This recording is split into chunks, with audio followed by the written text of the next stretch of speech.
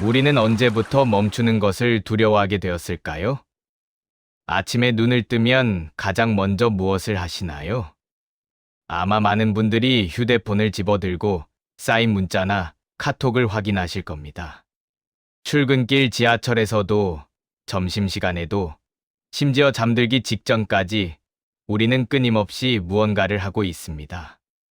마치 멈추는 순간 뭔가 중요한 것을 놓칠 것만 같은 불안감에 사로잡혀 있는 것처럼 말입니다. 우리 세대는 평생을 달려왔습니다. 전쟁의 폐허 위에서 맨손으로 이 나라를 일으켜 세웠고, 자식들을 먹이고 입히고 가르치기 위해 쉬지 않고 일했습니다. 새벽부터 밤늦게까지 일터를 지켰고, 주말도 명절도 없이 가족의 생계를 위해 달려왔습니다. 그렇게 살아야 하는 줄 알았고, 그것이 당연한 삶의 방식이라고 배워왔습니다. 더 나은 내일을 위해, 자식들에게 더 좋은 환경을 물려주기 위해 우리는 오늘을 희생했습니다. 힘들어도 참았고, 아파도 일어났고, 지쳐도 멈추지 않았습니다. 남들보다 한 발이라도 뒤처지면 살아남을 수 없다고 믿었기 때문입니다. 가난이 죄였던 시절을 겪었기에 우리는 멈추는 것을 게으름으로, 쉬는 것을 나약함으로 여기게 되었습니다. 그런데 이상한 일입니다. 이제 어느 정도 여유가 생겼는데도 우리는 여전히 멈추지 못합니다. 은퇴를 했어도, 자식들이 다 장성했어도, 경제적으로 부족함이 없어도 우리는 불안합니다. 텃밭을 가꾸고, 동네 모임에 나가고, 손주를 돌보고, 끊임없이 무언가를 해야만 마음이 놓입니다. 왜 그럴까요? 아무것도 하지 않고 그냥 앉아 있으면 왠지 모를 죄책감이 들고, 쓸모없는 사람이 된 것 같은 기분이 들기 때문입니다. 부처님께서는 2500년 전에 이미 이 진리를 꿰뚫어 보셨습니다. 보리수나무 아래에서 깨달음을 얻으신 부처님은 말씀하셨습니다. 멈출 줄 아는 사람이 진정으로 자유로운 사람이다. 이 말씀은 단순히 게으름을 정당화하거나 노력을 포기하라는 뜻이 아닙니다. 오히려 그 반대입니다.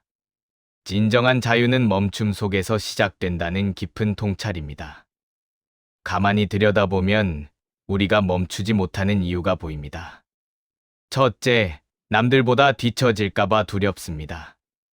옆집 노인은 등산을 다니는데 나는 무릎이 아파 못 가면 뒤처지는 것 같습니다. 친구들은 해외여행을 다니는데 나는 경제적으로 여유가 없으면 초라해 보일까봐 걱정됩니다. 평생을 비교하며 살아온 습관이 노년에도 우리를 괴롭힙니다. 둘째, 관계가 끊어질까봐 두렵습니다.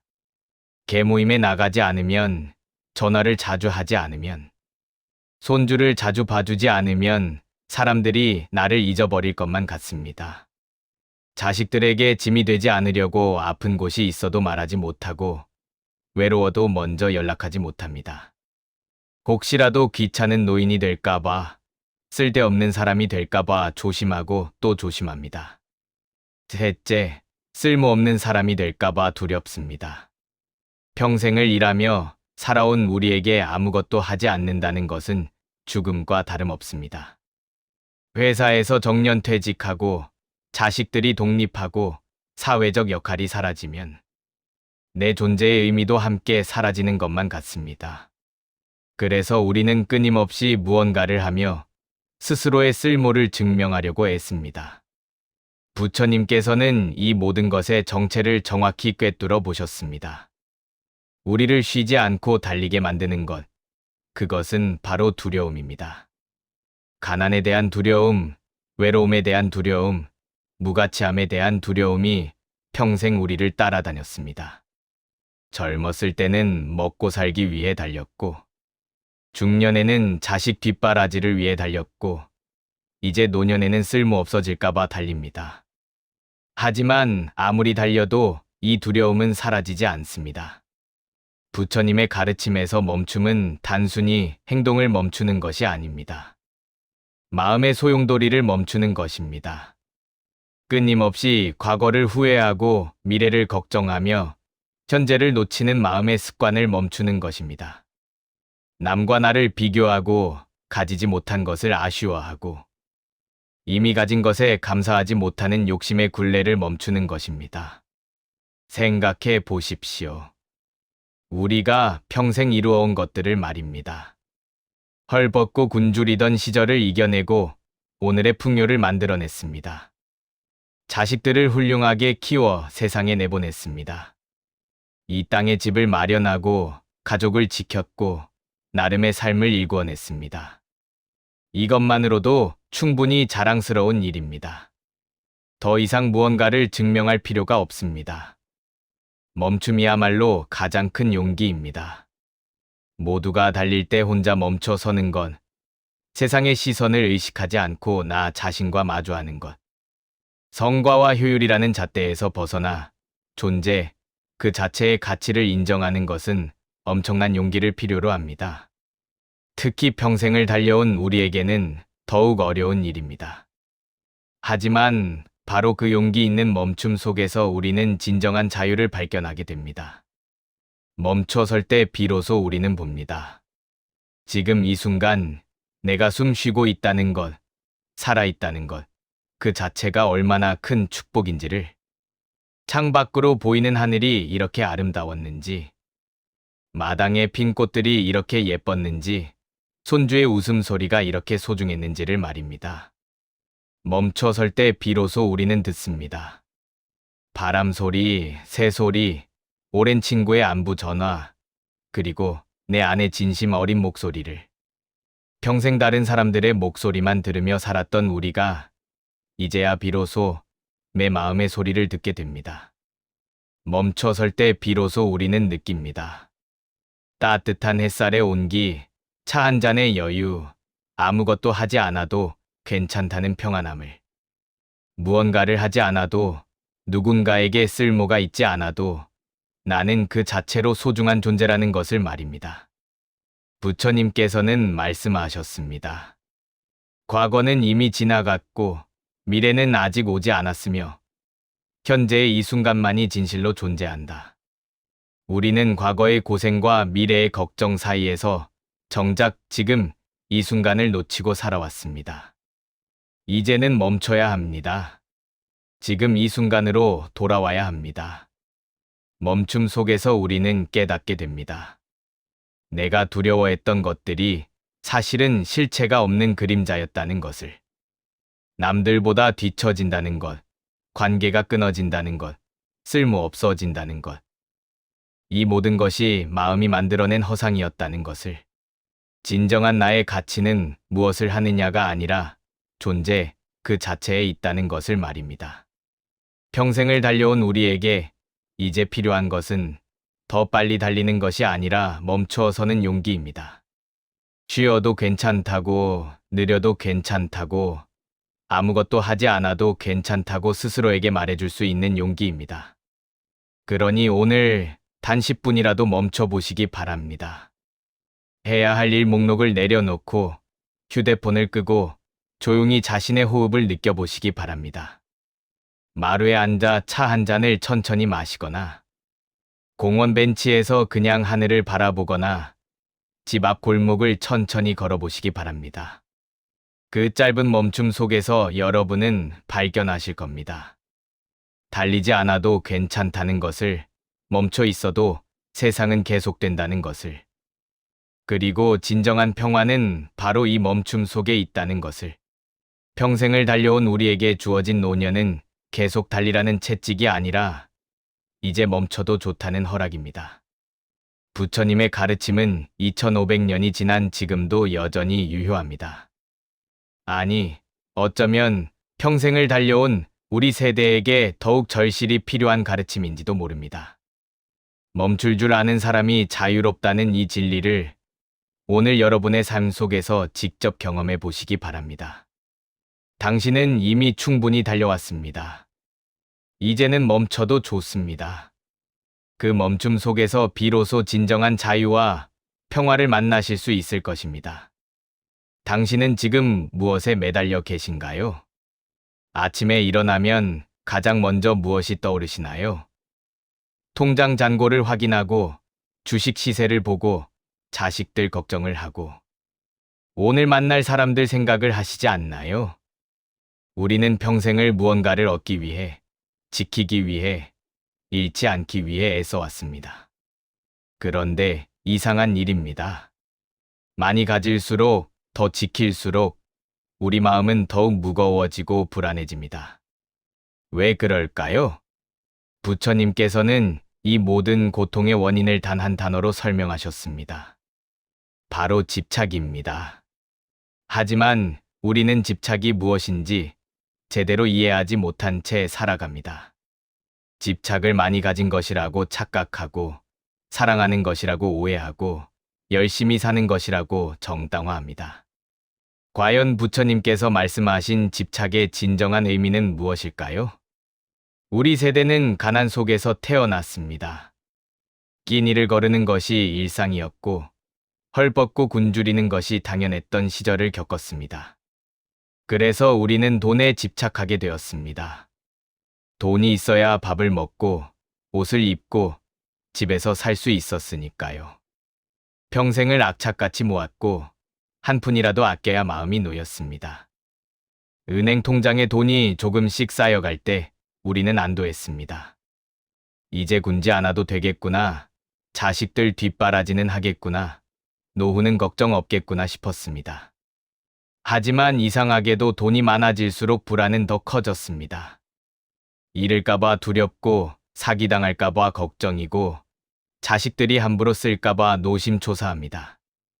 밤마다 통장을 꺼내 확인하고 이자를 계산하고 혹시 줄어들지 않았나 살펴봅니다. 사람에 대한 집착도 마찬가지입니다. 자식 농사가 가장 중요하다고 배워온 우리는 평생을 자식들을 위해 살았습니다. 내 한 끼를 굶더라도 아이들은 배불리 먹이고, 내 옷은 해져도 아이들 옷은 새 것으로 입히고, 내 공부는 못했어도 아이들 교육만큼은 최선을 다했습니다. 그렇게 키운 자식들이 장성하고 결혼하고 독립했습니다. 기쁜 일이어야 하는데 마음 한구석이 허전합니다. 전화가 오지 않으면 서운하고 자주 찾아오지 않으면 섭섭하고 명절에 며느리 눈치가 보이면 속상합니다. 손주를 봐주다가도 아이가 아빠, 엄마를 더 따르면 질투가 나고 내 말은 안 듣고 부모 말만 들으면 서운합니다. 친구 관계도 그렇습니다. 오랜 친구가 다른 친구와 더 친하게 지내는 것 같으면 배신감이 들고 개 모임에서 내가 빠진 날 모였다는 얘기를 들으면 기분이 상합니다. 전화를 먼저 하지 않으면 섭섭하고 생일을 잊으면 화가 납니다. 상대방이 내 마음 같지 않으면 실망하고 내 기대에 부응하지 않으면 원망합니다. 인정받고 싶은 마음도 집착입니다. 평생을 성실하게 살아온 우리는 인정받고 싶습니다. 자식들에게는 훌륭한 부모로, 친구들에게는 의리 있는 벗으로, 동네에서는 존경받는 어른으로 인정받고 싶습니다. 그래서 자식들이 고마워하지 않으면 서운하고, 친구들이 내 의견을 무시하면 화가 나고, 젊은 사람들이 함부로 대하면 기분이 상합니다. 명절에 자식들이 찾아와도 진심으로 감사하는 것 같지 않으면 섭섭합니다. 용돈을 줘도 반응이 시큰둥하면 허탈합니다.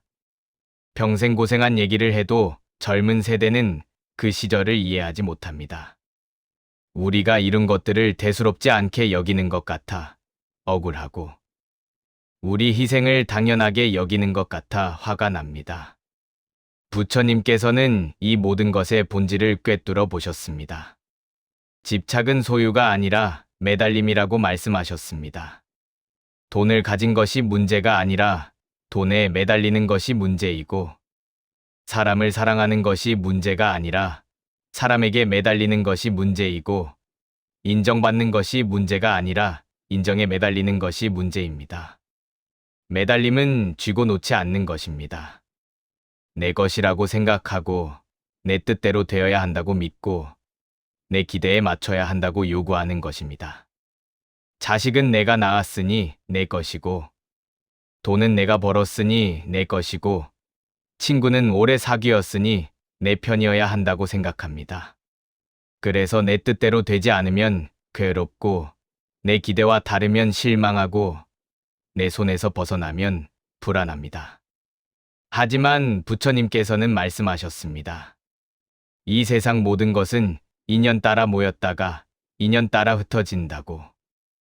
내 것이라고 여기는 돈도, 가족도, 명예도, 건강도 모두 잠시 인연으로 내 곁에 있을 뿐입니다.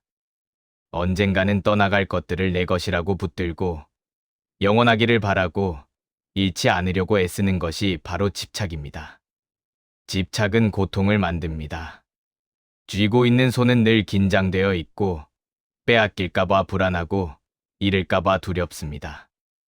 돈이 많아도 더 모아야 한다는 강박에 시달리고 자식이 잘 커도 떠날까봐 불안하고 인정받아도 언제 무시당할까봐 전전긍긍합니다. 쥔 것을 지키느라 정작 지금 이 순간의 행복을 놓치고 맙니다. 부처님께서는 집착에서 벗어나는 길을 알려주셨습니다. 그것은 내려놓음입니다. 내려놓는다는 것은 버리는 것이 아닙니다.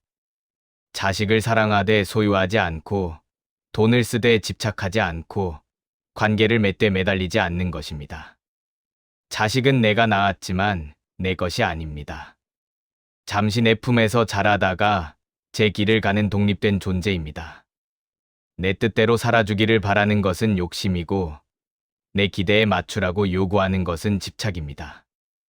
자식의 행복을 진심으로 바란다면 내 손을 놓고 자유롭게 날아갈 수 있도록 해야 합니다. 돈도 마찬가지입니다. 돈은 삶을 편하게 하는 도구일 뿐입니다. 도구에 매달려 불안해하고 도구 때문에 잠 못 이루고 도구를 위해 관계를 망치는 것은 어리석은 일입니다. 적당히 모으되 집착하지 말고 필요할 때 쓰되 아까워하지 말고 나눌 수 있을 때 베풀되 대가를 바라지 말아야 합니다.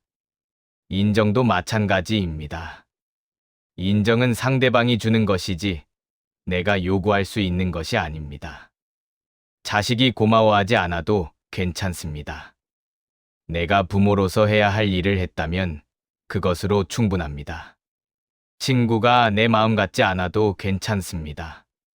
각자의 사정이 있고 형편이 다릅니다. 젊은 사람들이 우리 세대를 이해하지 못해도 괜찮습니다. 세상이 달라졌고 시대가 변했습니다. 부처님께서는 말씀하셨습니다. 손을 펴면 자유롭고 손을 쥐면 괴롭다고. 쥐고 있던 것을 내려놓는 순간 우리는 비로소 자유로워집니다. 돈을 내려놓으니 불안이 사라지고 자식을 내려놓으니 서운함이 사라지고 인정을 내려놓으니 섭섭함이 사라집니다. 집착에서 벗어나면 오히려 더 많은 것을 얻게 됩니다.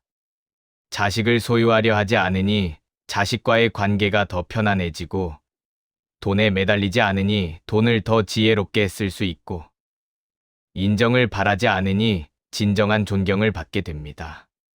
쥐고 있던 손을 펴니 오히려 더 많은 것들이 자연스럽게 손 안으로 들어옵니다. 그러니 오늘부터 하나씩 내려놓아 보시기 바랍니다. 자식에게 전화가 오지 않아도 괜찮다고, 통장 잔고가 조금 줄어도 괜찮다고, 사람들이 알아주지 않아도 괜찮다고 스스로에게 말해주시기 바랍니다. 쥐고 있던 손을 천천히 펴보시기 바랍니다. 평생을 무언가에 매달리며 살아온 우리에게 이제 필요한 것은 더 많이 쥐는 것이 아니라 조금씩 내려놓는 용기입니다. 부처님께서 말씀하신 집착에서의 해방, 그것은 모든 것을 버리는 것이 아니라 모든 것을 자유롭게 사랑하는 것입니다. 그 자유로운 사랑 속에서 비로소 진정한 평화와 행복을 만나실 수 있을 것입니다. 왜 우리는 가질수록 더 불안해질까요? 젊은 시절 우리는 믿었습니다. 조금만 더 벌면 마음이 편해질 거라고, 집만 장만하면 불안이 사라질 거라고, 자식만 잘 키우면 행복해질 거라고 말입니다. 그래서 쉬지 않고 달렸습니다. 새벽부터 밤늦게까지 일했고, 한 푼이라도 아껴 모았고, 내 것 하나 제대로 챙기지 못하면서도 가족을 위해 희생했습니다. 그렇게 평생을 달려왔습니다. 그런데 이상한 일입니다. 젊었을 때 꿈꾸던 것들을 이루었는데도 마음은 편하지 않습니다. 집도 장만했고, 자식들도 다 키웠고, 노후 자금도 어느 정도 마련했는데 여전히 불안합니다. 아니, 어쩌면 젊었을 때보다 지금이 더 불안한지도 모릅니다. 왜 그럴까요? 부처님께서는 2500년 전에 이미 이 의문에 대한 답을 주셨습니다. 우리가 무언가를 얻으면 행복해질 거라고 생각하지만 막상 얻고 나면 불안이 시작됩니다. 평생 모아온 돈이 통장에 쌓여 있지만 편안하지 않습니다. 주식이 오르면 더 오를 때까지 기다려야 할지 고민이고 내리면 손해볼까봐 전전긍긍합니다. 은행 금리가 조금이라도 높은 곳이 있으면 옮겨야 할지 고민하고 사기꾼들 얘기를 들으면 혹시 내 돈도 위험한 건 아닌지 밤잠을 설칩니다.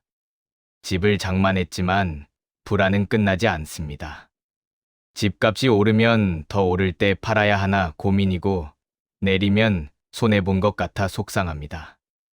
보일러가 고장 나면 수리비 걱정이고 지붕이 새면 수리할 생각에 마음이 무겁습니다.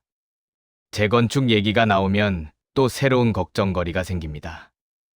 가진 것이 많아질수록 걱정거리도 함께 늘어납니다. 자식들을 다 키워놓았지만 여전히 걱정입니다. 결혼은 잘했는지, 직장은 안정적인지, 손주들은 건강한지 걱정이 끝이 없습니다. 자식이 잘 되면 잘 되는 대로 시기하는 사람이 있을까봐 걱정이고, 못 되면 못 되는 대로 혹시 내 탓은 아닌지 자책합니다. 명절만 되면 자식들에게 얼마를 줘야 할지, 손주들 용돈은 얼마가 적당한지 고민합니다. 부처님께서는 이것을 명확히 보셨습니다. 얻어도 불안한 이유는 얻은 것에 집착하기 때문입니다. 내 것이라고 여기는 순간 그것을 잃을까봐 두려워집니다. 통장의 돈은 내가 평생 모은 것이니 한 푼도 잃어서는 안 된다고 생각합니다. 집은 내 피땀으로 장만한 것이니 가치가 떨어져서는 안 된다고 믿습니다. 자식은 내가 키운 것이니 잘 되어야 한다고 기대합니다. 잃을까봐 불안한 마음은 우리를 더욱 옥죄입니다. 건강을 잃을까봐 이 약 저 약을 챙겨 먹고 자식을 잃을까봐 눈치를 보고 재산을 잃을까봐 사람도 제대로 사귀지 못합니다. 친구가 돈을 빌려달라고 하면 거절하기 미안하지만 빌려주기는 더 무섭습니다. 자식이 사업을 하겠다고 하면 응원해주고 싶지만 혹시 실패해서 내 노후 자금까지 날릴까봐 걱정입니다. 잃을까봐 두려워하다 보니 쓰지도 못합니다. 맛있는 건 먹고 싶어도 아까워서 못 먹고, 여행 가고 싶어도 돈 쓰기 아까워 못 가고, 새 옷 사고 싶어도 아직 입을 만한 옷이 있다며 참습니다. 평생 모은 돈을 통장에 넣어두고 쳐다만 보다가 정작 쓸 때가 되면 몸이 아파서 쓸 수도 없게 됩니다. 가진 것을 지키느라 정작 인생을 즐기지 못하는 아이러니에 빠집니다. 유지하려다 보니 더욱 지칩니다. 모아놓은 재산을 지키기 위해 이 은행 저 은행 금리를 비교하고 이 보험 저 보험을 알아보고 세금을 아끼려고 이것저것 신경 씁니다. 자식들과의 관계를 유지하기 위해 명절마다 큰 돈을 쓰고 손주들 학원비를 대주고 생일이며 입학이며 챙겨야 할 것이 한두 가지가 아닙니다. 건강을 유지하기 위해 이 병원 저 병원을 다니고 이 약 저 약을 먹고 운동도 해야 하고 식단도 조절해야 합니다. 친구 관계를 유지하기 위해 개모임에 나가야 하고 경조사도 챙겨야 하고 전화도 자주 해야 합니다. 체면을 유지하기 위해 남들 앞에서 자식 자랑도 해야 하고 손주 사진도 보여줘야 하고 여유 있는 척도 해야 합니다. 부처님께서는 이것을 가리켜 끝없는 바퀴라고 말씀하셨습니다. 얻으면 잃을까봐 불안하고 잃지 않으려고 유지하느라 지치고 지치면 또다시 뭔가를 얻어야 마음이 편할 것 같아 달립니다. 이 바퀴는 절대 멈추지 않습니다. 한 가지 걱정이 끝나면 또 다른 걱정이 생기고, 한 가지 문제를 해결하면 또 다른 문제가 나타납니다. 젊었을 때는 돈을 벌어야 한다는 걱정이었고, 중년에는 자식을 키워야 한다는 걱정이었고, 이제 노년에는 가진 것을 지켜야 한다는 걱정입니다. 걱정의 내용은 바뀌어도 불안의 본질은 변하지 않습니다. 평생을 이 바퀴 속에서 빙빙 돌다가 결국 아무것도 누리지 못한 채 생을 마감하게 됩니다. 부처님께서는 이 끝없는 반복에서 벗어나는 길을 알려주셨습니다. 그것은 집착을 내려놓는 것입니다. 가진 것에 매달리지 말고, 잃는 것을 두려워하지 말고, 유지하려고 애쓰지 말라는 것입니다. 쉽게 말하면, 있으면 있는 대로 감사하고, 없으면 없는 대로 담담하게 받아들이라는 것입니다. 돈이 있으면 필요한 곳에 쓰고, 없으면 없는 대로 살면 됩니다. 자식이 잘 되면 기쁘게 축하하고, 못 되어도 그것이 자식의 인생이니 존중하면 됩니다. 건강하면 감사하고, 아프면 아픈 대로 받아들이면 됩니다. 집착하지 않으니 불안할 것도 없고, 잃을까봐 두려울 것도 없고, 유지하느라 지칠 것도 없습니다. 생각해 보십시오. 우리가 가진 것들을 말입니다. 그 모든 것이 영원히 내 것일까요? 모아놓은 돈도 언젠가는 쓰거나 남기고 떠날 것이고, 장만한 집도 언젠가는 다른 사람의 것이 될 것이고, 소중한 자식들도 각자의 삶을 살아갈 것입니다. 심지어 이 몸뚱이조차 언젠가는 흙으로 돌아갈 것입니다. 영원한 것이 하나도 없는데 우리는 영원히 가지려고 애씁니다. 변하지 않을 것이 하나도 없는데 우리는 변하지 않기를 바랍니다. 이것이 바로 불안의 근원입니다. 부처님께서는 이 세상 모든 것은 무상하다고 말씀하셨습니다. 변하지 않는 것은 없고 영원한 것은 없으며 내 것이라고 할 수 있는 것도 없습니다. 이 진리를 받아들이는 순간 불안은 사라집니다. 어차피 영원하지 않을 것이니 잃을까봐 두려워할 필요가 없습니다. 어차피 변할 것이니 유지하려고 애쓸 필요가 없습니다. 어차피 내 것이 아니니 집착할 필요가 없습니다. 그저 지금 이 순간 내 곁에 있는 것들에 감사하며 살면 됩니다. 통장에 돈이 있으면 필요한 곳에 기쁘게 쓰고, 자식이 곁에 있으면 함께 있는 시간을 소중히 여기고, 건강할 때는 감사하며 하루하루를 누리면 됩니다. 집착하지 않으니 마음이 가볍고, 두려워하지 않으니 마음이 편하고, 애쓰지 않으니 마음이 자유롭습니다. 평생을 달려온 우리에게 이제 필요한 것은 더 빨리 달리는 것이 아니라 멈춰 서서 돌아보는 것입니다.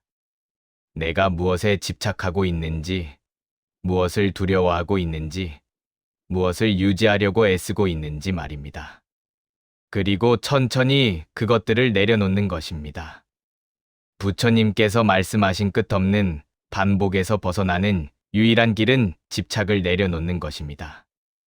얻고 잃는 것에 연연하지 말고, 있고 없음에 흔들리지 말고, 지금 이 순간을 있는 그대로 받아들이는 것입니다. 그 평온한 마음 속에서 비로소 진정한 자유와 행복을 만나실 수 있을 것입니다.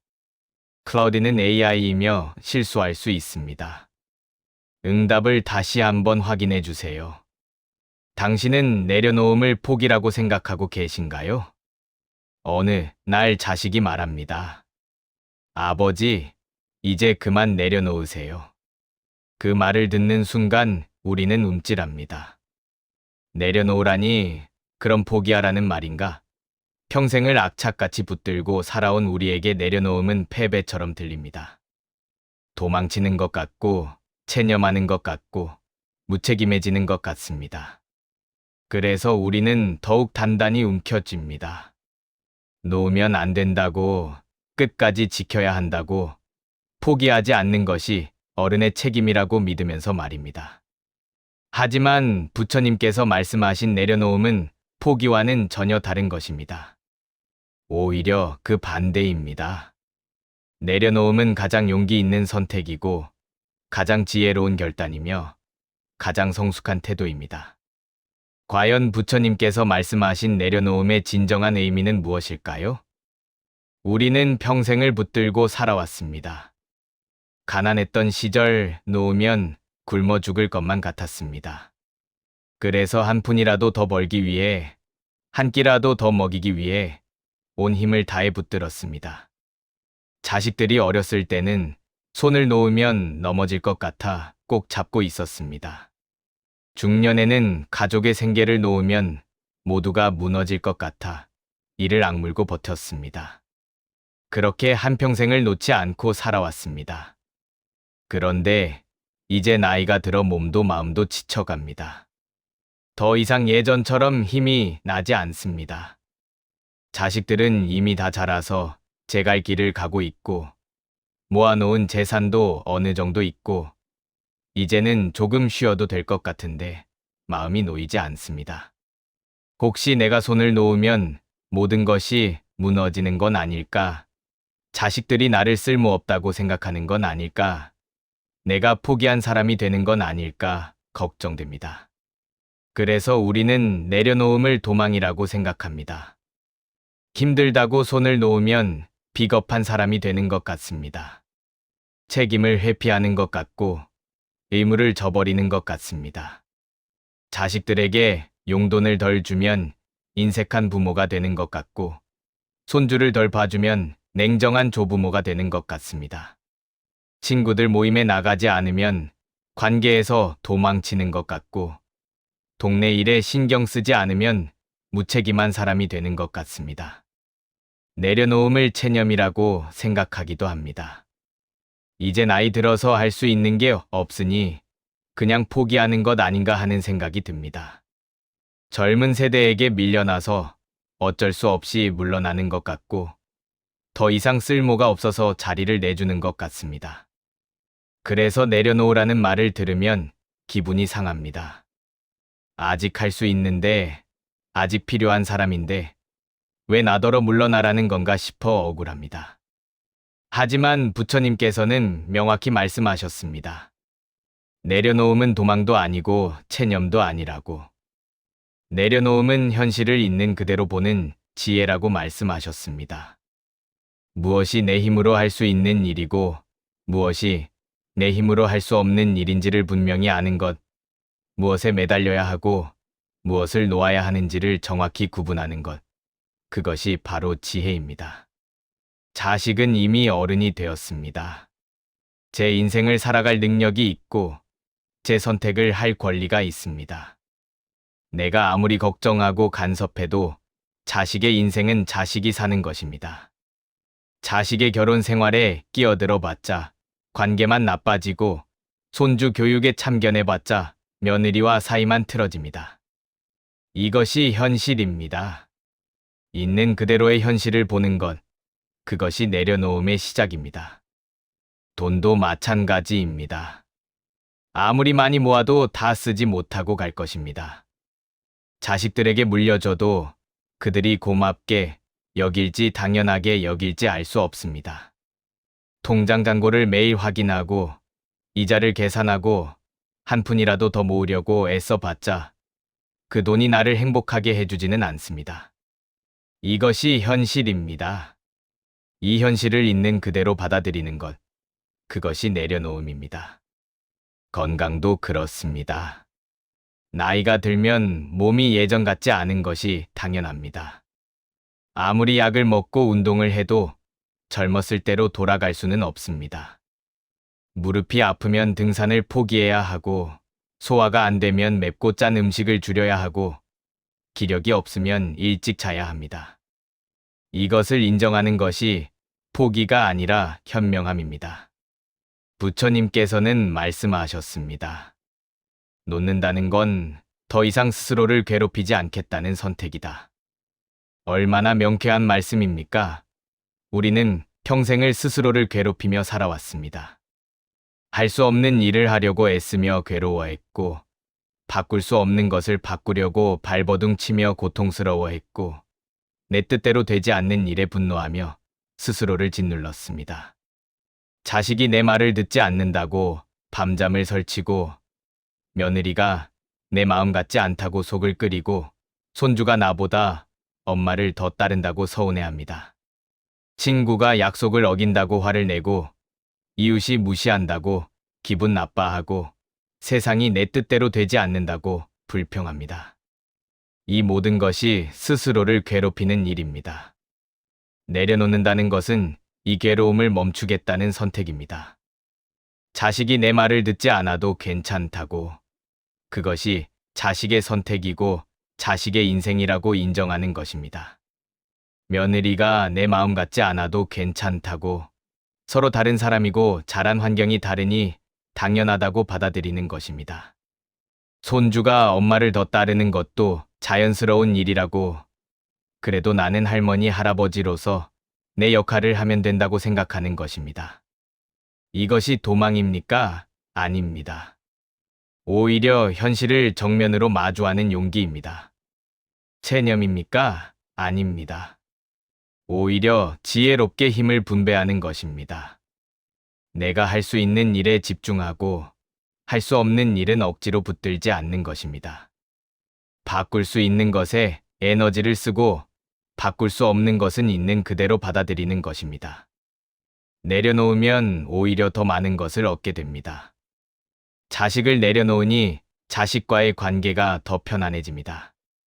간섭하지 않으니 자식들이 더 자주 찾아오고 잔소리하지 않으니 대화가 더 즐거워집니다. 돈을 내려놓으니 돈에 대한 집착이 사라지고 필요한 곳에 기쁘게 쓸 수 있게 됩니다. 건강을 내려놓으니 아픈 것을 인정하고 적절히 쉴 수 있게 됩니다. 부처님께서는 이것을 자유라고 말씀하셨습니다. 집착에서 벗어나는 자유, 괴로움에서 벗어나는 자유, 스스로를 괴롭히지 않을 자유입니다. 이 자유는 포기해서 얻는 것이 아니라 지혜롭게 선택해서 얻는 것입니다.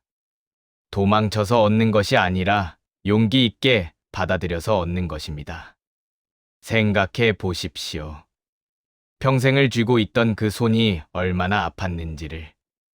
움켜쥔 손은 늘 긴장되어 있고 손가락은 굳어 있고 손바닥에는 땀이 배어 있습니다. 손을 펴는 순간 느껴지는 그 시원함, 그 편안함, 그 자유로움을 경험해 보십시오. 손을 펴는 것이 놓치는 것이 아니라 오히려 더 많은 것을 받아들일 수 있는 준비라는 것을 알게 될 것입니다. 평생을 붙들고 살아온 우리에게 이제 필요한 것은 더 단단히 움켜쥐는 것이 아니라 천천히 손을 펴는 용기입니다. 내려놓음은 포기가 아니라 지혜입니다. 도망이 아니라 직면입니다. 체념이 아니라 선택입니다. 그리고 무엇보다 더 이상 스스로를 괴롭히지 않겠다는 자기 자신에 대한 사랑입니다. 부처님의 가르침은 명확합니다. 현실을 있는 그대로 보고 바꿀 수 없는 것은 받아들이고 스스로를 괴롭히는 일을 멈추라는 것입니다. 이것이 바로 내려놓음의 지혜입니다. 오늘부터 하나씩 손을 펴보시기 바랍니다. 그 편안함 속에서 비로소 진정한 평화와 자유를 만나실 수 있을 것입니다. 당신은 마지막으로 언제 진짜 멈춰본 적이 있나요? 아침에 눈을 뜨면 우리는 바로 움직입니다. 이불을 걷고 세수를 하고 아침을 먹고 하루를 시작합니다. 잠들기 전까지 우리는 쉬지 않고 무언가를 합니다. 밥을 먹으면서도 텔레비전을 보고 걸으면서도 휴대폰을 보고 앉아 있어도 이런저런 생각에 빠져 있습니다. 진정으로 멈춰 있는 순간이 없습니다. 부처님께서는 왜 그토록 멈춤을 강조하셨을까요? 우리는 평생을 바쁘게 살아왔습니다. 먹고 살기 위해, 자식 키우기 위해, 체면 지키기 위해 쉴 틈 없이 달려왔습니다. 새벽부터 밤늦게까지 일했고, 주말도 명절도 제대로 쉬지 못했습니다. 멈추면 뒤처질 것 같았고, 쉬면 게으른 사람이 될 것 같았습니다. 그렇게 한평생을 달려왔는데, 이제 나이가 들어 몸은 쉬고 싶어 하는데도 마음은 여전히 바쁩니다. 자식 걱정, 돈 걱정, 건강 걱정, 관계 걱정으로 머릿속이 복잡합니다. 잠자리에 누워서도 이런저런 생각이 꼬리를 물고 멍하니 앉아 있어도 마음은 이곳저곳을 헤맵니다. 어제 친구가 한 말이 마음에 걸리고 내일 병원에 가야 한다는 생각에 불안하고 다음 주 자식이 온다는 생각에 또 준비할 것들을 떠올립니다. 몸은 멈춰 있어도 마음은 한 번도 멈춘 적이 없습니다. 부처님께서는 보리수나무 아래에서 멈추셨습니다. 완전히 멈추셨습니다. 몸도 멈추고 생각도 멈추고 욕망도 멈추셨습니다. 그리고 그 멈춤 속에서 깨달음을 얻으셨습니다. 부처님께서는 말씀하셨습니다. 멈춰야 마음이 보인다고. 달리는 동안에는 절대 볼 수 없는 것들이 멈춤 속에서 보인다고 말씀하셨습니다. 우리가 멈추지 못하는 이유는 무엇일까요? 멈추면 내 마음이 보이기 때문입니다. 바쁘게 움직이는 동안에는 내 마음을 들여다볼 필요가 없습니다. 해야 할 일에 집중하고 만나야 할 사람을 만나고 처리해야 할 문제를 처리하면 됩니다. 하지만 멈추는 순간 그동안 외면하고 있던 내 마음이 드러납니다. 외롭다는 것, 불안하다는 것, 서운하다는 것, 화가 난다는 것, 이런 감정들이 멈춤 속에서 수면 위로 올라옵니다.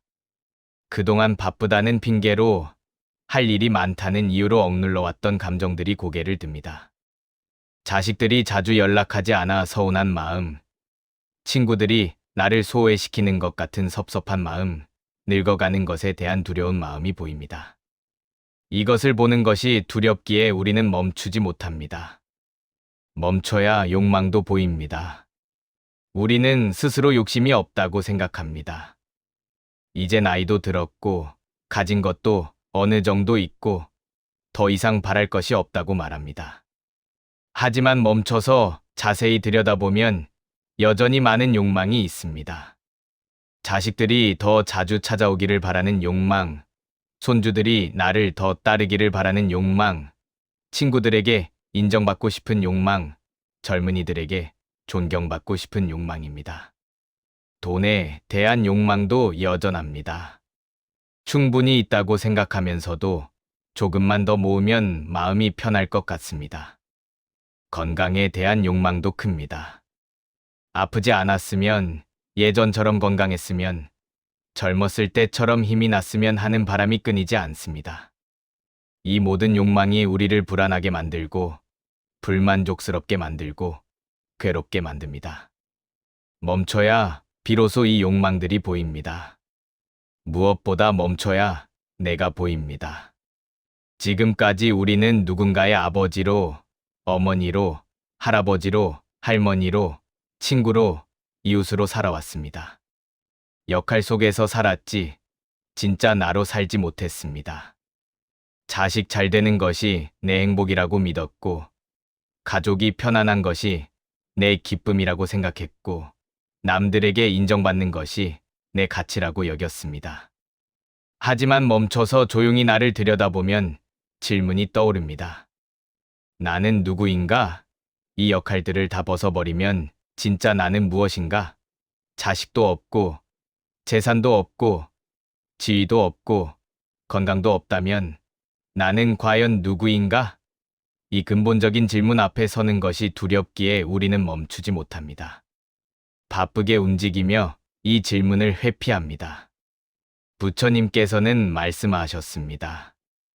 멈춤은 각성의 시작이라고. 내 마음을 보는 것, 내 욕망을 보는 것, 진짜 나를 보는 것, 이것이 바로 깨어남입니다. 보지 않으면 바꿀 수 없고, 알지 못하면 자유로울 수 없습니다. 멈춤 속에서 우리는 비로소 깨어나기 시작합니다. 멈춰서 내 마음을 보면 그 감정들을 다스릴 수 있습니다. 외롭다는 것을 인정하면 외로움과 친해질 수 있고, 불안하다는 것을 받아들이면 불안을 줄일 방법을 찾을 수 있습니다. 멈춰서 내 욕망을 보면 그것을 내려놓을 수 있습니다.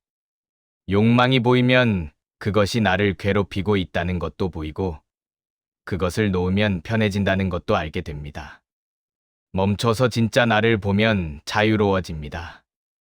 역할에서 벗어난 나, 조건 없는 나, 있는 그대로의 나를 만나면 더 이상 남의 시선을 의식하지 않아도 되고, 남의 인정을 갈구하지 않아도 되고, 무언가를 증명하려고 애쓰지 않아도 됩니다. 나는 그저 나로 존재하는 것만으로 충분하다는 것을 깨닫습니다. 평생을 달려온 우리에게 이제 필요한 것은 멈춤입니다. 하루에 단 10분이라도 완전히 멈춰 보십시오. 아무것도 하지 말고, 아무 생각도 하지 말고, 그냥 고요히 앉아 있어 보십시오. 처음에는 불편하고 답답할 것입니다. 하지만 조금씩 익숙해지면 그 멈춤 속에서 무언가가 보이기 시작할 것입니다. 부처님께서 말씀하신 멈춤은 단순히 움직임을 멈추는 것이 아닙니다. 마음의 소용돌이를 멈추는 것이고, 끝없는 욕망의 굴레를 멈추는 것이고, 진짜 나를 보는 것입니다. 그 멈춤 속에서 각성이 시작되고, 자유가 시작되고, 평화가 시작됩니다. 오늘부터 멈춰 보시기 바랍니다. 그 고요함 속에서 진정한 나를 만나실 수 있을 것입니다. 왜 사람 때문에 이렇게 마음이 아플까요? 사람과의 관계만큼 우리를 행복하게 하는 것도 없지만, 동시에 사람만큼 우리를 괴롭게 만드는 것도 없습니다. 자식 때문에 잠 못 이루고, 친구 때문에 속상하고, 이웃 때문에 기분 상합니다. 좋은 관계를 맺고 싶은데 자꾸 틀어지고, 가까워지고 싶은데 오히려 멀어집니다. 왜 이렇게 관계가 힘들까요? 부처님께서는 그 이유를 명확히 보셨습니다. 우리가 관계 속에서 무언가를 너무 단단히 움켜쥐고 있기 때문입니다. 우리는 평생을 사람들과 관계를 맺으며 살아왔습니다. 가족을 돌보고, 친구를 사귀고, 이웃과 어울리며 살았습니다. 그런데 나이가 들수록 관계가 더 힘들어집니다. 자식들과는 말 한마디 할 때마다 조심스럽고, 며느리와는 어색하고, 친구들과는 예전 같지 않습니다.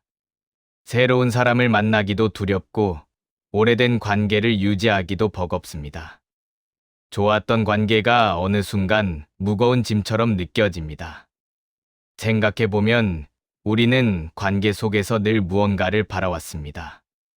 평생을 고생하며 자식을 키웠으니 자식들이 알아주길 바랐고, 친구를 위해 많은 것을 해줬으니 친구가 나를 소중히 여겨주길 기대했고, 이웃과 좋게 지내려고 애썼으니 이웃이 나를 존중해 주길 원했습니다. 이런 바람과 기대가 충족되지 않을 때 우리는 상처받고 실망하고 화가 납니다. 부처님께서는 인간관계에서 우리가 내려놓아야 할 것들을 정확히 가르쳐 주셨습니다. 첫 번째는 알아주길 바라는 마음입니다. 우리는 평생을 자식을 위해 살았습니다. 내 한 끼를 굶더라도 아이들은 배불리 먹이고, 내 옷은 해져도 아이들 옷은 새 것으로 입히고, 밤낮으로 일해서 대학까지 보냈습니다. 그래서 자식들이 알아주길 바랍니다. 내가 얼마나 고생했는지, 얼마나 희생했는지, 얼마나 사랑했는지 알아주길 원합니다. 하지만 자식들은 잘 모릅니다. 그 시절을 겪어보지 않았으니 어떻게 알겠습니까? 배고픔이 무엇인지, 가난이 얼마나 서러운지, 부모가 되어 자식을 키운다는 것이 얼마나 힘든지 모릅니다. 그래서 우리가 했던 희생을 당연하게 여기고 우리의 고생을 가볍게 여깁니다. 명절에 찾아와도 형식적으로 인사하고 용돈을 줘도 고맙다는 말 한마디 없고 전화해도 바쁘다며 금방 끊습니다. 그럴 때마다 우리는 서운합니다. 내가 이렇게까지 했는데 왜 알아주지 않을까? 한마디 고맙다는 말이 그렇게 어려운가? 속상하고 억울하고 화가 납니다. 밤에 잠자리에 누우면 자식들 생각에 눈물이 나기도 합니다. 하지만 부처님께서는 말씀하셨습니다. 알아주길 바라는 그 마음이 나를 괴롭게 만든다고. 내가 한 일은 사랑으로 한 것인데 그것을 인정받으려고 하는 순간 사랑이 거래가 되어버린다고 말씀하셨습니다. 친구 관계도 마찬가지입니다. 오랫동안 친하게 지낸 친구가 있습니다. 힘들 때 도와줬고 경조사도 빠짐없이 챙겼고 어려울 때 돈도 빌려줬습니다. 그래서 그 친구도 나를 특별하게 생각해 주길 바랍니다. 다른 친구들보다 나를 더 챙겨주고 나를 더 이해해주고 나를 더 소중히 여겨주길 기대합니다. 하지만 친구에게는 다른 친구들도 있고 가족도 있고 자기 사정도 있습니다. 내가 바라는 만큼 나를 알아주지 않을 수 있습니다. 두 번째는 변해주길 바라는 기대입니다. 자식이 내 마음에 들지 않으면 변해주길 바랍니다. 더 자주 연락했으면, 더 자주 찾아왔으면, 내 말을 더 잘 들었으면 좋겠다고 생각합니다. 며느리가 내 마음 같지 않으면 변해주길 바랍니다. 더 다정했으면, 더 친절했으면, 내 방식을 이해해 줬으면 좋겠다고 기대합니다. 친구가 내 기대와 다르면 변해주길 바랍니다. 더 자주 연락했으면, 더 세심했으면, 내 마음을 더 잘 알아줬으면 합니다. 하지만 사람은 쉽게 변하지 않습니다. 각자 자란 환경이 다르고, 성격이 다르고, 가치관이 다릅니다. 자식은 자식대로 바쁘고, 며느리는 며느리대로 힘들고, 친구는 친구대로 사정이 있습니다. 내 기대대로 변해주길 바라는 것은 결국 상대방을 내 뜻대로 만들려는 욕심입니다. 내가 변하려고 상대방이 변해야 한다고 요구하는 것입니다. 그래서 변하지 않으면 우리는 실망합니다. 말해도 소용없다고 포기하고 이래서 안 된다고 한숨 쉬고 저 사람은 원래 그렇다고 체념합니다. 하지만 그 실망과 체념 속에 원망이 쌓이고 서운함이 쌓이고 관계는 점점 멀어집니다. 부처님께서는 말씀하셨습니다. 상대방을 변화시키려는 마음을 내려놓고 있는 그대로 받아들이라고. 그것이 진정한 사랑이고 존중이라고 가르쳐 주셨습니다.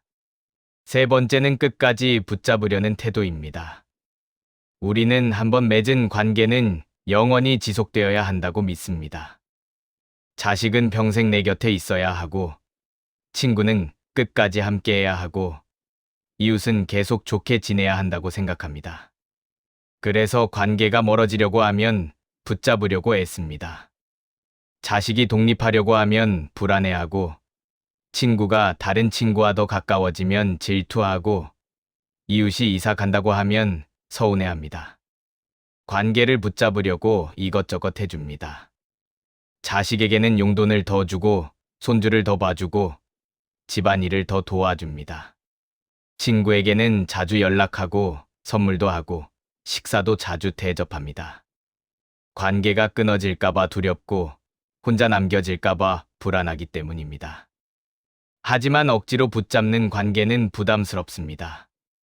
상대방도 부담스럽고 나도 지칩니다.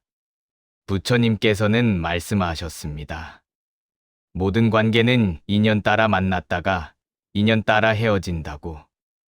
영원한 관계는 없으며 집착하지 말라고 가르쳐 주셨습니다. 자식은 언젠가 독립해야 하고, 친구는 각자의 삶을 살아가야 하고, 이웃도 때가 되면 떠납니다. 이것이 자연스러운 일입니다.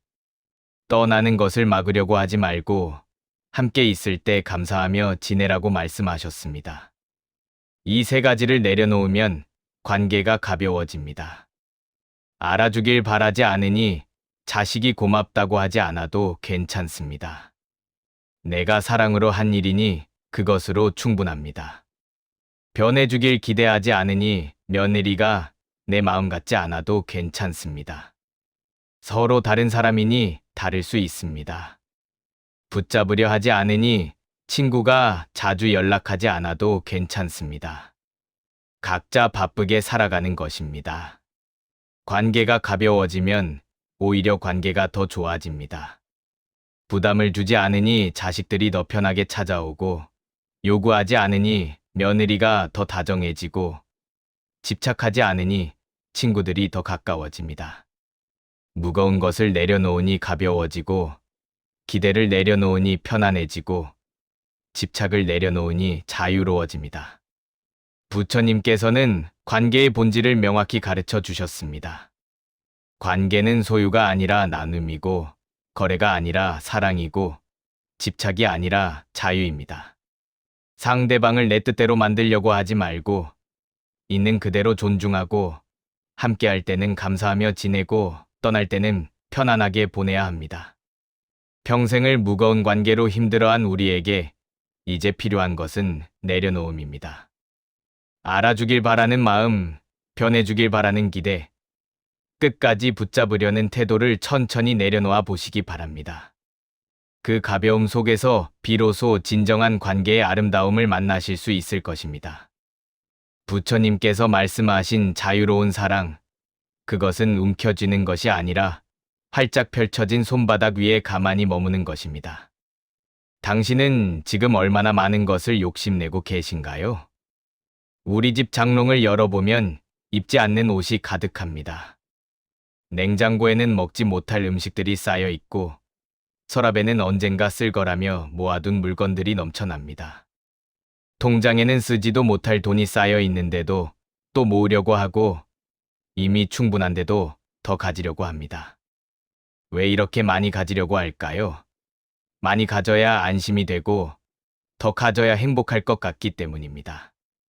하지만 부처님께서는 정반대의 진리를 말씀하셨습니다. 욕심을 줄이면 삶이 단순해지고, 단순해지면 비로소 평화가 온다고 말씀하셨습니다. 우리는 평생을 모으며 살아왔습니다. 가난했던 시절, 없어서 못 가졌던 것들을 이제는 가질 수 있게 되었습니다. 그래서 이것저것 사 모았습니다. 좋다는 건강식품도 사고, 필요할 것 같은 물건도 사고, 혹시 모르니까 여분으로 하나 더 사고, 할인한다니까 또 삽니다. 자식들 줄 것도 미리 사두고, 손주들 선물도 쌓아두고, 언젠가 쓸 일이 있을 거라며 계속 모읍니다. 돈도 계속 모읍니다. 이미 쓰고도 남을 만큼 있는데도 불안합니다. 조금만 더 모으면 마음이 편할 것 같고, 조금만 더 있으면 안심이 될 것 같습니다. 은행 금리를 비교하고, 이자를 계산하고, 한 푼이라도 더 모으려고 애씁니다. 자식들에게 물려줄 것도 생각하고, 노후 병원비도 생각하고, 혹시 모를 일도 대비해야 한다고 생각합니다. 그런데 이상한 일입니다. 많이 가질수록 마음은 더 무거워집니다. 집 안 가득한 물건들을 보면 정리해야 한다는 부담이 들고, 통장에 돈을 보면 지켜야 한다는 압박이 느껴지고, 관리해야 할 것들이 늘어날수록 하루하루가 복잡해집니다. 많이 가져서 행복해지려고 했는데, 오히려 많이 가진 것 때문에 더 불안하고 더 바빠집니다. 부처님께서는 이것을 명확히 보셨습니다. 욕심을 줄이면 삶이 단순해진다고 말씀하셨습니다. 첫째, 적게 가져도 불안하지 않게 됩니다. 우리가 불안한 이유는 많이 가지지 못해서가 아니라 더 가지려는 욕심 때문입니다. 이미 충분한데도 부족하다고 느끼고, 이미 있는데도 더 필요하다고 생각합니다. 욕심이 만들어낸 부족함입니다. 옷장에 옷이 가득한데도 입을 옷이 없다고 합니다. 냉장고에 음식이 있는데도 먹을 게 없다고 합니다. 통장에 돈이 있는데도 불안합니다. 실제로 부족한 것이 아니라 마음속 욕심이 부족하다고 속삭입니다. 부처님께서는 말씀하셨습니다. 욕심을 줄이면 이미 가진 것으로도 충분하다는 것을 알게 된다고. 적게 가져도 감사할 수 있고, 적게 먹어도 배부를 수 있고, 적게 입어도 따뜻할 수 있습니다. 실제로 우리에게 필요한 것은 많지 않습니다. 하루 세 끼 밥, 몸을 가릴 옷 몇 벌, 비를 피할 집 한 채면 충분합니다. 나머지는 모두 욕심입니다. 더 맛있는 것을 먹고 싶은 욕심, 더 좋은 옷을 입고 싶은 욕심, 더 큰 집에 살고 싶은 욕심입니다. 이 욕심을 조금씩 줄여보면 이미 가진 것들이 얼마나 충분한지 보입니다. 둘째, 비교하지 않게 됩니다. 우리가 더 많이 가지려는 이유는 남들과 비교하기 때문입니다. 옆집은 더 큰 집에 사는 것 같고, 친구는 연금을 더 많이 받는 것 같고, 자식은 남의 자식보다 못한 것 같습니다. 그래서 우리도 더 가져야 할 것 같고, 더 모아야 할 것 같고, 더 챙겨야 할 것 같습니다. 비교가 욕심을 만들고, 욕심이 불행을 만듭니다. 부처님께서는 말씀하셨습니다. 비교하는 마음을 내려놓으라고. 남의 것은 남의 것이고, 내 것은 내 것입니다. 남이 많이 가졌다고 내가 부족한 것이 아니고, 남이 적게 가졌다고 내가 넉넉한 것도 아닙니다. 각자의 인연과 복이 다르고, 각자의 삶이 다릅니다. 내 삶에 집중하고, 내가 가진 것에 감사하면 비교할 필요가 없어집니다. 욕심을 줄이면 비교가 사라집니다. 더 가지려는 욕심이 없으니 남이 무엇을 가졌는지 신경 쓸 필요가 없습니다. 내게 있는 것으로 충분하니 남을 부러워할 이유도 없습니다. 비교하지 않으니 마음이 편안해지고, 남을 시기하지 않으니 관계도 편해지고, 경쟁하지 않으니 하루하루가 평화로워집니다. 셋째, 하루가 편안해집니다. 욕심이 많으면 하루가 복잡합니다.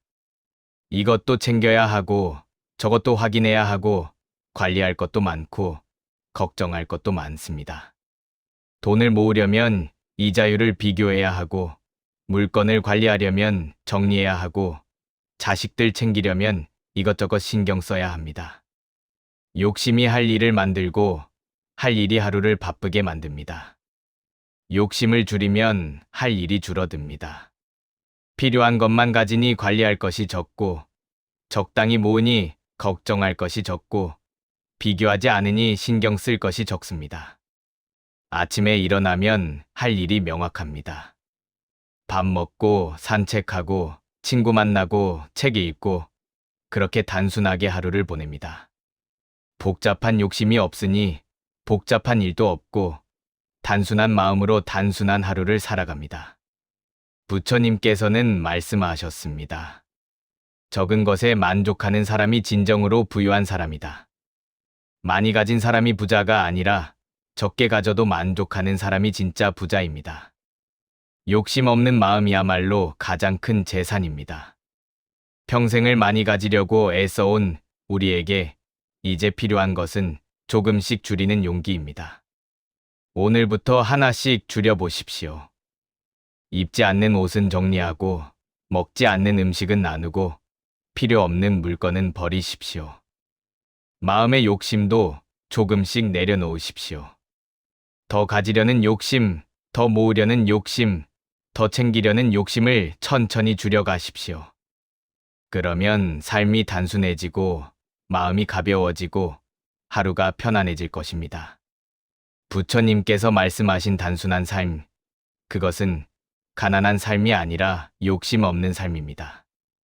적게 가져도 풍요롭고, 비교하지 않아도 만족스럽고, 단순해도 행복한 삶입니다. 그 평온한 삶 속에서 비로소 진정한 자유와 평화를 만나실 수 있을 것입니다. 당신은 왜 밤마다 불안에 시달리시나요? 밤에 잠자리에 누우면 온갖 걱정이 몰려옵니다. 자식들은 잘 지내고 있을까? 통장 잔고는 충분할까? 내일 병원 검사 결과는 괜찮을까? 다음 달 약값은 얼마나 나올까? 머리로는 걱정해봤자 소용없다는 것을 알지만 마음은 계속 불안합니다. 왜 이렇게 불안할까요? 부처님께서는 그 이유를 명확히 보셨습니다. 불안은 집착에서 시작되고, 집착은 놓지 못하는 마음에서 비롯된다고 말씀하셨습니다. 우리는 평생을 통제하며 살아왔습니다. 가난했던 시절, 통제하지 않으면 살아남을 수 없었습니다. 돈을 철저히 관리하고, 자식들을 엄하게 키우고, 집안일을 꼼꼼히 챙기며 살았습니다. 통제할 수 있다는 것이 안심이었고, 내 뜻대로 된다는 것이 평안이었습니다. 그래서 모든 것을 내 손안에 쥐려고 했고, 내 눈으로 확인하려고 했고, 내 마음대로 되길 바랐습니다. 자식들이 어렸을 때는 통제가 가능했습니다. 밥 먹으라면 먹고, 공부하라면 했고, 내 말을 들었습니다. 그때는 마음이 편했습니다. 하지만 자식들이 자라면서 통제가 어려워집니다. 제 생각대로 살고, 제 선택대로 하고, 내 말을 듣지 않습니다. 그러면 우리는 불안해집니다. 내 뜻대로 되지 않으니 잘못될 것 같고, 내가 관여하지 못하니 위험할 것 같습니다. 며느리도 통제하고 싶습니다. 집안일은 이렇게 해야 하고, 손주는 저렇게 키워야 하고, 명절 준비는 이런 식으로 해야 한다고 생각합니다. 하지만 며느리는 자기 방식대로 합니다. 그러면 불안합니다. 내 방식이 옳은데 왜 안 따를까? 잘못되면 어쩌나 걱정됩니다. 친구들도 통제하고 싶습니다. 이렇게 행동해야 하고 저렇게 말해야 한다고 생각합니다. 하지만 친구들도 제 마음대로 합니다. 부처님께서는 말씀하셨습니다. 통제하려는 마음이 불안을 만든다고. 세상은 내 뜻대로 되지 않습니다. 자식은 자식의 인생을 살고, 며느리는 며느리의 방식이 있고, 친구는 친구의 생각이 있습니다. 날씨도 내 뜻대로 되지 않고, 세상 일도 내 계획대로 되지 않습니다. 통제할 수 없는 것을 통제하려고 하니 불안이 생깁니다. 통장 잔고를 매일 확인하는 것도 통제하려는 마음입니다. 돈이 줄어들까봐, 사기를 당할까봐, 자식들이 함부로 쓸까봐 불안합니다. 그래서 통장을 확인하고, 이자를 계산하고, 지출을 따지며 통제하려고 합니다. 하지만 아무리 확인해도 불안은 사라지지 않습니다. 오히려 더 자주 확인하게 되고, 더 많이 걱정하게 되고, 더 깊이 집착하게 됩니다. 건강도 통제하려고 합니다. 이 약을 먹으면 안 아플 거라고, 저 운동을 하면 건강해질 거라고, 이 음식을 먹으면 오래 살 거라고 믿습니다. 하지만 나이가 들면 아픈 것이 자연스럽고 몸이 약해지는 것이 당연합니다. 통제할 수 없는 노화를 통제하려고 하니 불안합니다. 약을 더 먹어야 할 것 같고, 검사를 더 받아야 할 것 같고, 병원을 더 자주 가야 할 것 같습니다. 부처님께서는 두 번째 원인을 말씀하셨습니다. 미래를 붙잡으려는 태도가 불안을 만든다고. 우리는 아직 오지 않은 내일을 걱정합니다. 내일 날씨는 어떨까? 다음 달 자식이 올까? 내년의 건강은 괜찮을까? 10년 후 노후 자금은 충분할까? 아직 일어나지 않은 일을 미리 걱정하고, 아직 오지 않은 미래를 미리 불안해합니다. 손주가 대학에 갈 때까지 학비는 어떻게 할까? 자식이 집을 살 때 돈을 보태줘야 할까? 내가 더 늙어서 요양원에 가면 어쩌나? 10년, 20년 후의 일을 미리 걱정합니다. 미래를 내 손에 쥐려고 하고, 미리 계획하고, 미리 준비하고, 미리 걱정합니다. 하지만 미래는 아무도 모릅니다. 내일 무슨 일이 일어날지, 다음 달에 어떻게 될지, 1년 후에 어떤 상황이 될지 아무도 알 수 없습니다. 미래를 붙잡으려고 하면 할수록 불안은 커집니다. 변수가 너무 많고 예상치 못한 일이 생기고 계획대로 되지 않습니다. 자식이 갑자기 직장을 그만둘 수도 있고, 건강이 갑자기 나빠질 수도 있고, 예상치 못한 큰돈이 들어갈 수도 있습니다. 미래를 통제할 수 없으니 불안하고 확신할 수 없으니 두렵습니다. 부처님께서는 명확히 말씀하셨습니다. 불안은 놓지 못함의 신호라고. 통제하지 못해서 불안한 것이 아니라 통제하려고 하기 때문에 불안한 것입니다. 미래가 불확실해서 불안한 것이 아니라 미래를 확실하게 만들려고 하기 때문에 불안한 것입니다. 손에 쥔 것을 놓지 못하고 내 뜻대로 되길 바라고 내가 원하는 대로 되길 기대하는 집착이 불안을 만듭니다. 불안을 없애는 방법은 더 많이 통제하는 것이 아니라 통제를 내려놓는 것입니다. 자식은 자식의 삶을 살도록 놓아주고, 며느리는 며느리 방식대로 하도록 인정하고, 친구는 친구 뜻대로 하도록 존중하는 것입니다. 내가 통제할 수 없다는 것을 받아들이면 불안이 줄어듭니다. 어차피 내 뜻대로 되지 않을 것이니 놓아버리면 마음이 편해집니다. 미래도 내려놓아야 합니다. 아직 오지 않은 내일을 미리 걱정하지 말고 지금 이 순간에 집중하는 것입니다. 오늘 하루 건강하면 감사하고 오늘 밥 한 끼 먹을 수 있으면 충분하고 지금 이 순간 편안하면 행복한 것입니다. 내일 일은 내일 생각하면 됩니다. 내일이 와봐야 알 수 있고 그때 가서 대처하면 됩니다. 부처님께서는 말씀하셨습니다. 과거는 이미 지나갔고 미래는 아직 오지 않았으며 오직 현재만이 존재한다. 지금 이 순간에 충실하면 불안할 이유가 없습니다. 지금 숨 쉬고 있고 지금 살아있고 지금 이 순간이 있으면 그것으로 충분합니다. 통제하려는 마음을 내려놓고 미래를 붙잡으려는 태도를 내려놓으면 불안은 자연스럽게 사라집니다. 평생을 불안 속에서 살아온 우리에게 이제 필요한 것은 놓아주는 용기입니다. 통제할 수 없는 것을 인정하고 미래를 내려놓고 지금 이 순간을 살아가는 것입니다. 불안은 놓지 못함의 신호입니다. 무언가를 너무 단단히 쥐고 있다는 신호입니다. 천천히 손을 펴 보십시오. 그 평온함 속에서 비로소 진정한 평화를 만나실 수 있을 것입니다. 해탈은 정말 산속에 들어가야만 하는 걸까요? 해탈이라는 말을 들으면 우리는 흔히 생각합니다. 세상을 등지고 산속에 들어가 수행하는 스님의 모습을 떠올립니다.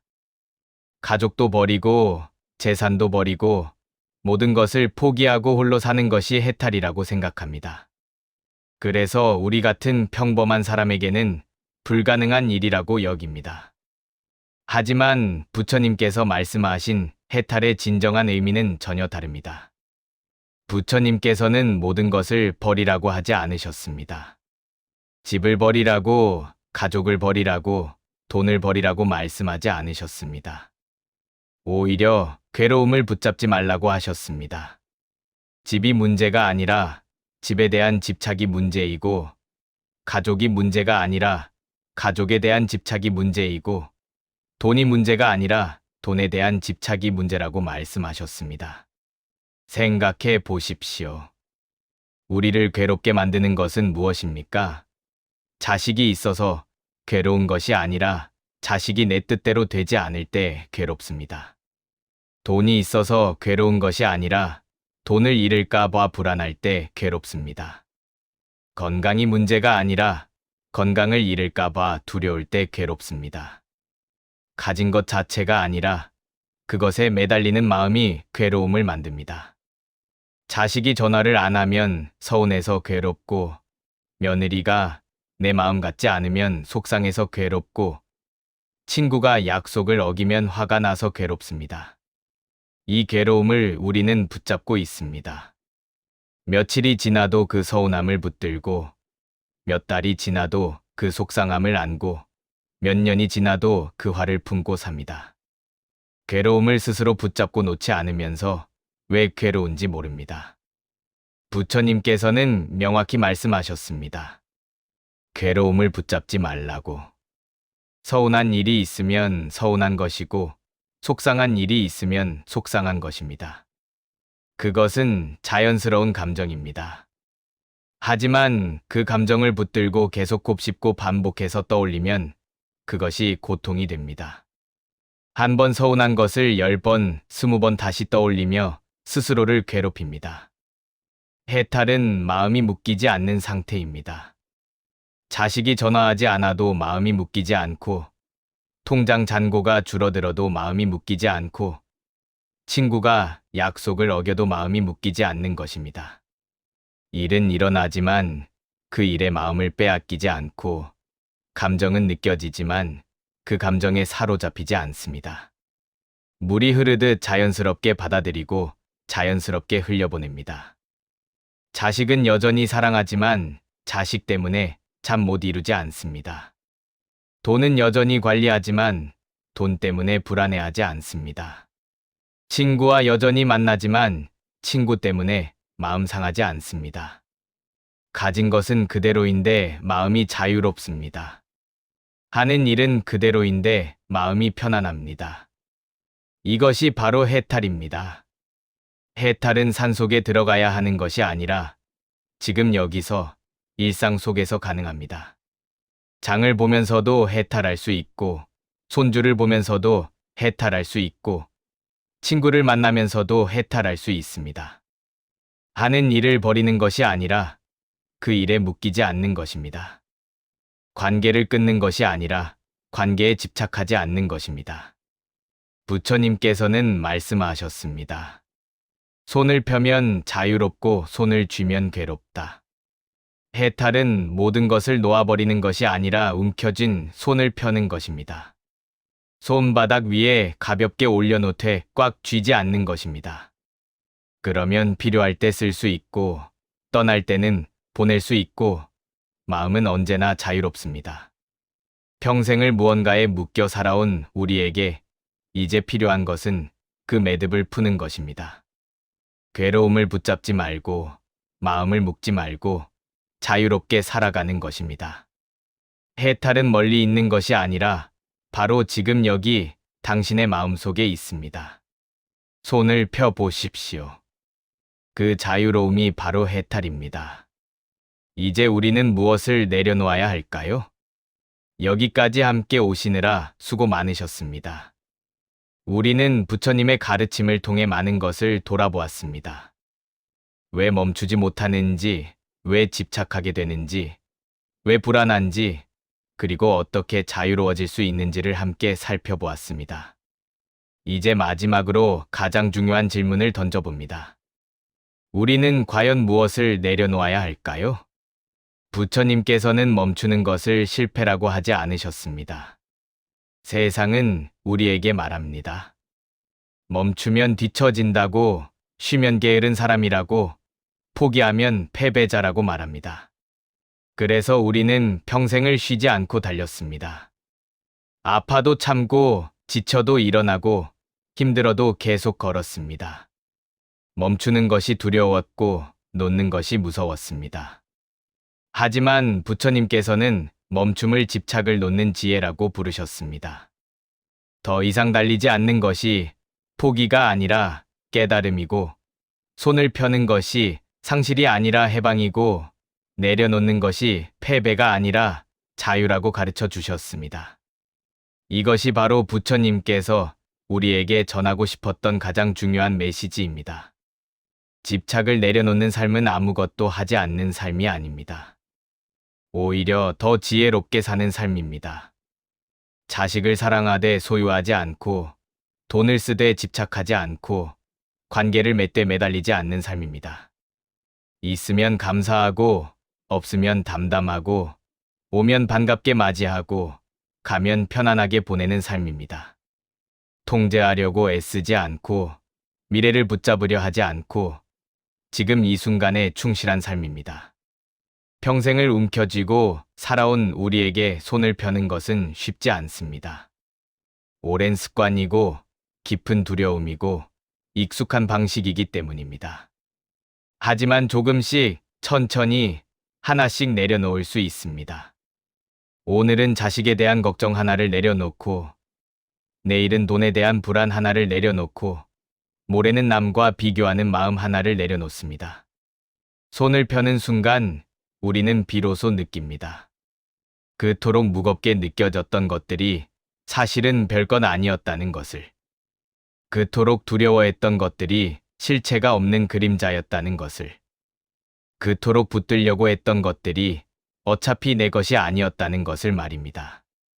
집착을 내려놓으니 마음이 가벼워지고, 욕심을 내려놓으니 하루가 편안해지고, 통제를 내려놓으니 불안이 사라집니다. 부처님께서는 2500년 전에 이미 우리에게 길을 보여주셨습니다. 멈추는 용기, 내려놓는 지혜, 자유로운 삶의 길을 말입니다. 그 길은 멀리 있지 않습니다. 산속 깊은 곳에 있지도 않습니다. 바로 지금 여기 우리의 일상 속에, 우리의 마음 속에 있습니다. 단지 우리가 보지 못했을 뿐입니다. 너무 바쁘게 달리느라, 너무 많이 쥐고 있느라 볼 수 없었을 뿐입니다. 이제 멈춰 서십시오. 깊게 숨을 쉬고 쥐고 있던 손을 천천히 펴보십시오. 그리고 느껴보십시오. 그 자유로움을, 그 편안함을, 그 평화를 말입니다. 집착을 내려놓는 삶, 그것은 부처님께서 우리 모두에게 주신 가장 큰 선물입니다. 당신도 지금 이 순간부터 그 선물을 받을 수 있습니다. 손을 펴는 것만으로 말입니다. 오늘 영상이 여러분의 마음에 작은 평화를 전해드렸기를 바랍니다. 이 여정을 함께 해주셔서 감사합니다. 구독과 좋아요는 더 많은 분들께 부처님의 지혜를 전하는 큰 힘이 됩니다. 다음 영상에서 또 만나 뵙겠습니다. 고맙습니다.